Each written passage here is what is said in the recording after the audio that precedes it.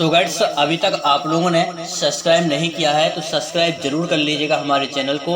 आपका ही अपना चैनल है। हम आपके कॉम्पिटिटिव एग्जाम्स को, हम आपके नीट एग्जाम्स को, हम आपके गेट एग्जाम्स को और आपके जो भी अदर एग्जाम हैं उन सभी एग्जाम से रिलेटेड यहाँ पर आपके जो वीडियो है स्टेप बाय स्टेप अपलोड कराते रहते हैं। यदि आपने भी आरपीएससी प्रोग्रामर का फॉर्म फिलअप किया है और आप भी तैयारी कर रहे हैं आरपीएससी प्रोग्रामर की, तो हमारा बहुत जल्द ही एक कोर्स लॉन्च होने वाला है मात्र 999 में। जी हाँ, मात्र 999 में कोर्स अवेलेबल होने वाला है। बीआर टेक्निकल पे जाइए, वहाँ पर अभी से रजिस्ट्रेट करना स्टार्ट कर दीजिए। देखिए, हमारे इस कोर्स के साथ में आपको पीपीटी यानी आपको प्रैक्टिस भी कराई जाएगी। आपको इस कोर्स में एमसीक्यू के ढेर सारे क्वेश्चन भी दिए जाएंगे। स्टेप बाय स्टेप्स आपकी डीबीएमएस कंप्लीट कराई जाएगी, स्टेप बाय स्टेप आपकी नेटवर्किंग कंप्लीट कराई जाएगी, स्टेप बाय स्टेप्स आपकी यहाँ पर सॉफ्टवेयर इंजीनियरिंग कंप्लीट कराई जाएगी, स्टेप बाय स्टेप्स आपको जावा सिखाई जाएगी। और इन चारों ही चीज़ें पर यदि आपने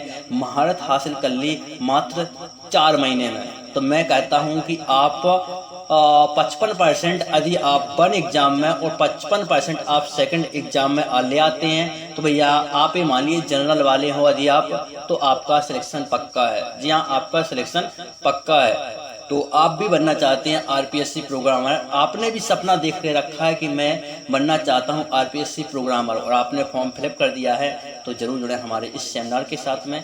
हम आपके कोर्स को पूरी कंप्लीट कराने की गारंटी देंगे। चलिए, फिलहाल हम लोग चर्चा कर रहे हैं डीबीएमएस में। डीबीएमएस पे आज हमारा जिस टॉपिक पे हम चर्चा करने वाले हैं वो है एसक्यूएल।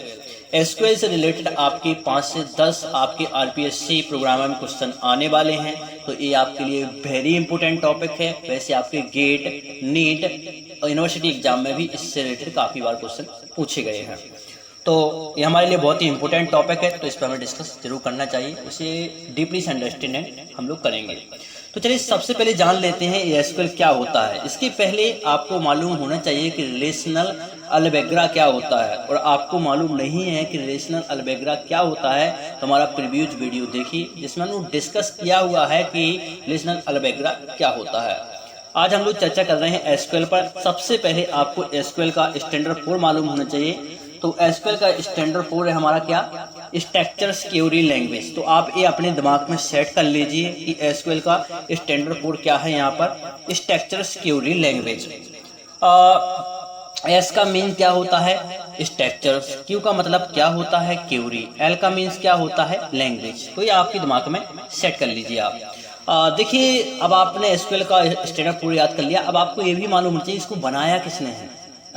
जो एसक्यूएल है इसको डेवलप किसने किया, किस कंपनी ने इसको बनाया। तो एसक्यूएल को डेवलप किया है आईबीएम कंपनी ने, जो कि एक जानी मानी कंपनी है, बहुत ही पॉपुलर कंपनी है, जिसने क्या किया है, इसको डेवलप किया है। इसका यूज क्या है, कहाँ पर हम इसको यूज करते हैं, तो इसका यूज होता है कहाँ पर, मोस्ट कॉमेरिकल डीबीएमएस में।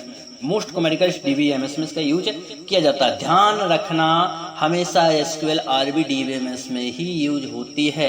आप कहें कि एसक्यूएल को मैं नो सीक्वेंस क्वेरी लैंग्वेज में यूज कर लूँ तो ऐसा नहीं होता है। वहाँ पर डॉक्यूमेंट बेस्ड डाटाबेस होता है और यहाँ पर आरबी डीबीएमएस होता है। और लेटेस्ट टेक्नोलॉजी की बात करें हम लोग तो ज़्यादातर नो सीक्वेंशियल डाटाबेस का यूज होता है। हालांकि ऐसा नहीं है कि आप यहाँ पे एसक्यूएल का यूज नहीं करता हूँ, मैं भी जो डेवलप कर रहा हूँ आजकल एप्लीकेशंस को, हमारी कंपनी जो डेवलप करती है एप्लीकेशन को, उनमें भी हम लोग एसक्यूएल का यूज करते हैं। मैं प्रैक्टिकली भी दिखाऊंगा आपको अपकमिंग वीडियो में।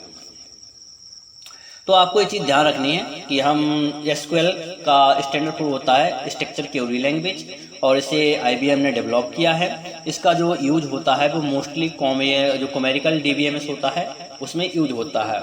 इसका स्टेटमेंट क्या है, statement are a not case sensitives. देखिए ये क्या है, जो एसक्यूएल होती है ये नोट यानी यह सेंसिटिव लैंग्वेज होती है। केस सेंसिटिव लैंग्वेज यहाँ पर शायद थोड़ा सा मुझे मिस्टेक नज़र आ रहा है, क्योंकि हाँ, जो स्टेटमेंट इसका होता है वो क्या होता है, एक केस सेंसिटिव नहीं होती है, ओनली सेंसिटिव होती है। ये आपको ध्यान रखना क्या होती है, या एक सेंसिटिव लैंग्वेज होती है पूरी तरह से, क्योंकि ये रिलेशनल अलजेब्रा पे बेस्ड होती है। तो ये चीज़ आपको ध्यान रखना है कि जो सीक्वल होती है वो हमेशा किस पर, रिलेशनल अलजेब्रा पे बेस्ड होती है। इसलिए ये केस सेंसिटिव लैंग्वेज नहीं है, ये सेंसिटिव लैंग्वेज है, ये आपको ध्यान रखना है।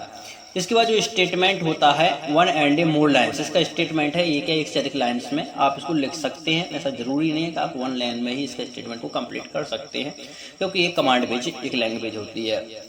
इसके बाद हम लोग करें कि यहाँ पर reverse word can not be abridged and a split and a over lines, यानी आप इस लाइन को ऐसा जरूरी नहीं है कि आप स्प्लिट कर सकते हैं। जी हाँ, इसके वर्ड को स्प्लिट नहीं कर सकते। जैसे आपको कमांड में आपने लिखा कैरेट, अब ऐसा नहीं आप कर सकते हैं कि कैरेट को आप 2 पार्टों में उसको डिवाइड कर दें या 2 टुकड़ों में उनको बांट दें। तो यहाँ पर कमांड का क्या है कि स्ट्रक्चर को फॉलो करना है। कमांड है वो कॉल करेगी किसी फंक्शन को, जब किसी फंक्शन को कॉल करेगी तो वहाँ पर जो फंक्शन वो एग्जीक्यूट होगा जिसके अंदर वो प्रोग्राम लिखा गया है, तो उसी प्रोग्राम्स को वो कॉल करेगी। तो आप ऐसा नहीं कर सकते हैं कि आपने पर्टिकुलर कमांड दी है उस कमांड को आप सेपरेट कर दें, ये चीज़ आपको ध्यान रखनी है।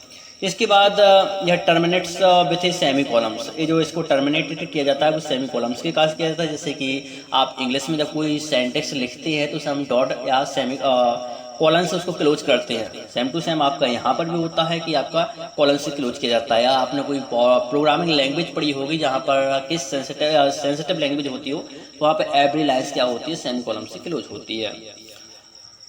इसके बाद जो स्टेटमेंट होता है, statement are a enter SQS and a format and a subsequent lines are numbered and SQL bufferings. Only array statement can be current 8 times in of buffering. तो कुछ इंपॉर्टेंट चीज़ें आपको जो मोस्टली इंपॉर्टेंट रखना है वो मैं जल्दी से रिपीट कर देता हूँ। सबसे पहले आपको चीज़ मालूम होनी चाहिए, वो होना चाहिए कि इसका फुल फॉर्म क्या होता है। इसका फुल फॉर्म होता है स्ट्रक्चर क्वेरी लैंग्वेज। इसे किसने डेवलप किया, IBM ने किया। सन भी काफ़ी बार पूछ ली जाती है कौन सी सन में डेवलप किया, तो 1970 में इसको IBM कंपनी ने डेवलप किया था। ये चीज़ ध्यान रखनी है। इसका यूज कहाँ होता है, कोमेरिकल्स DBMS में इसका यूज किया जाता है आज के रियल वर्ल्ड में। यह है नॉन प्रोड्यूसर्स लैंग्वेज है। काफ़ी बार ये पूछ लिया जाता है क्या SQS आपकी एक प्रोड्यूसर लैंग्वेज है। बहुत सारे लड़के क्या करते हैं इसमें प्रोड्यूसर लैंग्वेज में राइट टिक लगा जाते हैं, तो ऐसा आपको बिल्कुल नहीं करना है, क्योंकि रिलेशन अलबेग्रा एक प्रोड्यूसर लैंग्वेज है, SQL एक नॉन प्रोड्यूसर्स लैंग्वेज है। आपको एक चीज़ यहाँ पर रखनी है कि यह एक क्या है, नोट केस सेंसिटिव लैंग्वेज है। ओनली ए सेंसिटिव लैंग्वेज है, आप ऐसा रख सकते हैं। यह एक डोमेन स्पेसिफिक लैंग्वेज है, एक पर्टिकुलर डोमेन्स के लिए वर्क करती है। ऐसा नहीं होता है कि आप जावा में क्या करते हैं कि आपको अपना एक मन पसंदीदा प्रोग्राम बनाना है तो अपने मन पसंदीदा प्रोग्राम्स को अपने हिसाब से बना रहे हैं, ऐसा नहीं है। इसमें पर्टिकुलर है, एक डोमेन स्पेसिफिक है। यदि आपको डिलीट करना है तो डिलीट के लिए ही आप प्रोग्राम लिखेंगे, अपडेट करना है तो अपडेट के लिए ही प्रोग्राम लिखेंगे। हाँ, वेरिएबल्स के द्वारा आप वैल्यू को जरूर चेंज कर सकते हैं। तो पर क्या हो जाएगा, डोमेन स्पेसिफिक्स हो जाएगा, तो पर्टिकुलर डोमेन्स के लिए वर्क करता है।